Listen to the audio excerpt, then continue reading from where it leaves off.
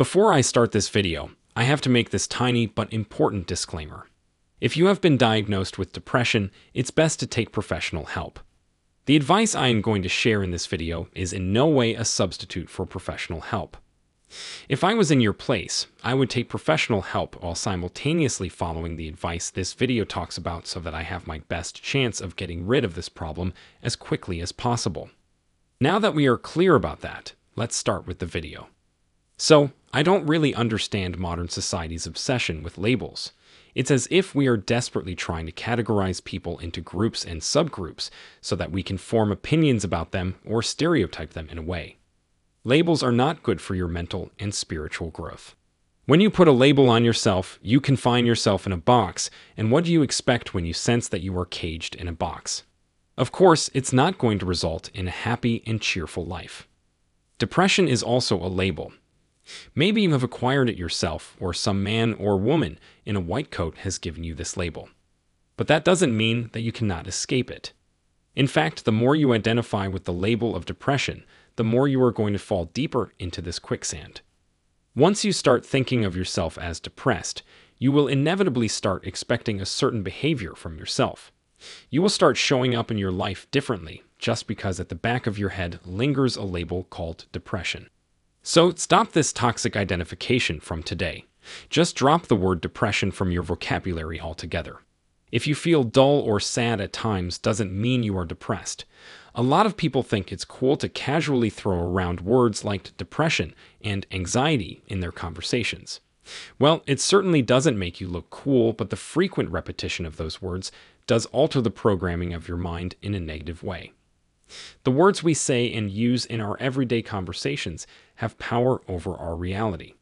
The words we use manifest into our reality. First, these words change our thoughts and beliefs, and eventually, those beliefs are reflected in the 3D. I am sure you wouldn't like the idea of manifesting depression for yourself.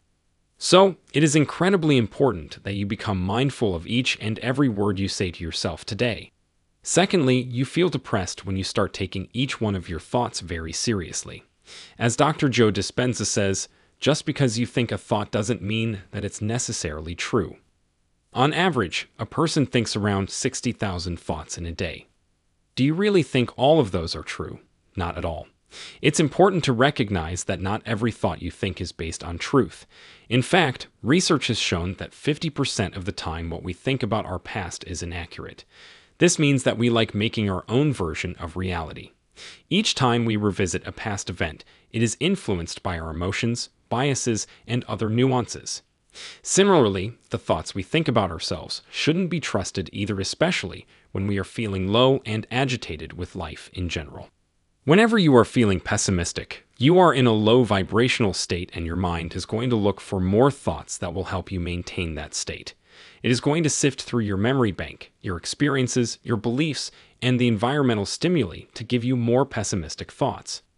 Nothing extraordinary here, it's just the law of vibration at play. This is why when you think of even a single pessimistic scenario, you somehow find yourself being sucked into this vicious pit of misery and self-loathing, because your mind likes playing tricks with you.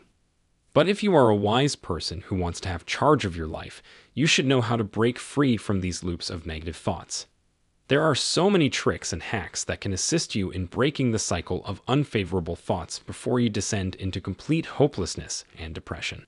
The first trick is to have the ability to recognize the presence of a negative thought. Since we think so many thoughts in a day, catching every negative thought seems rather impossible. But if you make an intention to monitor your thoughts today, you will definitely get better at this in a few weeks. Once you have recognized that it's a negative thought, the next step is to label it such, and know that just because that thought has come to the surface of your mind doesn't mean that it's a fact. Treat it like a thought rather than a fact. Next, I have another powerful solution for your depression and sadness based on the law of assumption by Neville Goddard. It is to act like a person who doesn't have depression. Yes, this is what they call living in the end. This might be a tough one for many because once you are deep into sadness or feeling really depressed, it almost seems impossible to visualize yourself as a happy person. But it is doable. Here is how.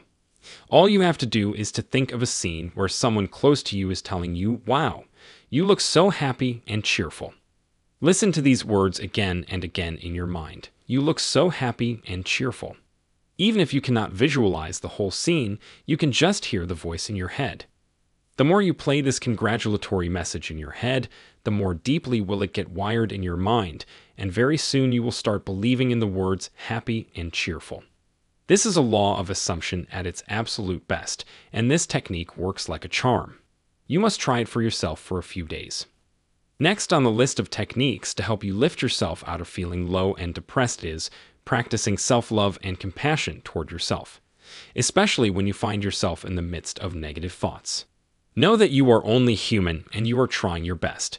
The majority of the people start blaming themselves for this negative state, and that makes the matters worse. Only love and compassion directed at yourself can help you with this problem.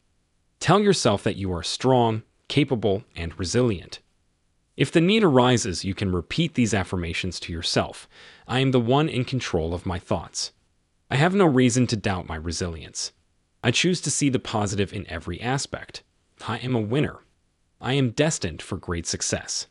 I am much more than my thoughts. I am loved and valued. It is safe to express myself. I live my life to the absolute best. I am safe, prosperous, and guided. Repeating positive affirmations is a scientifically proven tool that helps in breaking the negative thought loops. Another way to get rid of these unforgiving thought loops is to engage in activities that are good for your body and mind.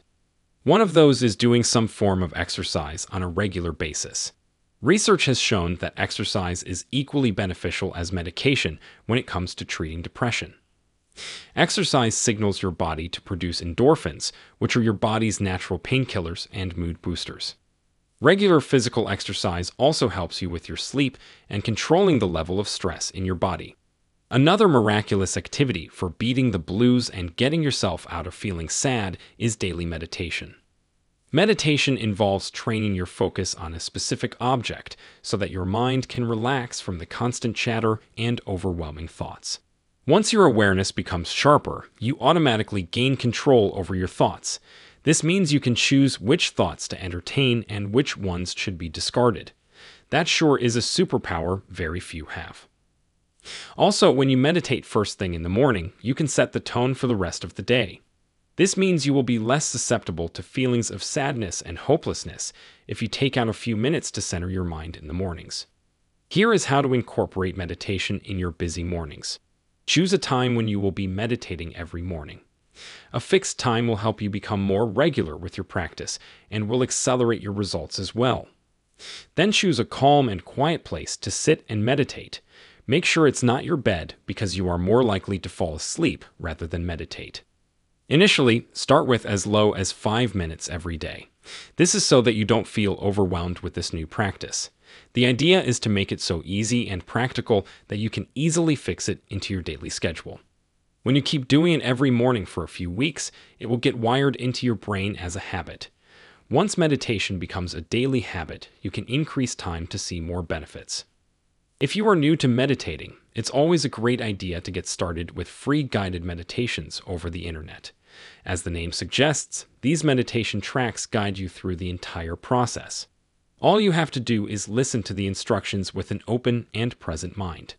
Also, meditation might take its sweet time to grow on you. You might not like it in the beginning, but I can assure you that after just a few weeks of regular daily meditation, you will start craving it. You will start looking forward to your time in silence. There are times in everyone's life when we feel overwhelmed or low. But this temporary phase shouldn't stop you from hoping for a bright future for yourself. You are the one in charge of your life. You are the one who decides how life will show up for you, so the sooner you take this responsibility, the better off you will be. The next step in your successful manifestation journey is to keep watching my channel. Click now on the video on the screen to be inspired by another video.